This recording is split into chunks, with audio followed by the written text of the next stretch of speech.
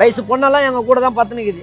எங்கள் பொண்ணு பத்துந்தாங்க இது ரோட்டில் எந்த நேரமே எங்கிட்ட தான் பசங்க இருக்குது. பிரச்சனை எவனா பத்துன்னு இருந்தால் நம்ம அசந்து தூங்கிட்டோமா, எவனா வருவானுங்க இந்திக்காரனோ தமிழ்நாட்டில் வந்து பக்கத்தில் வந்து பத்துன்ட்டு கையை போட்டு ஏந்து மூச்சு பார்த்தா ஓடிடுவானுங்க அடிக்கிற நேரத்தில். இது போல பிரச்சனைகள்லாம் இருக்குது. பாத்ரூம் வசதி இல்லை, குளிக்கிறது வசதி இல்லை, எந்த வசதியும் இங்கே இல்லாத இருக்குது. ஒரு வேலைக்கு போகலனோட வருமானம் இல்லாத இருக்குது. வண்டி ஓட்ட போனால் கூட எதுவுமே இல்லை.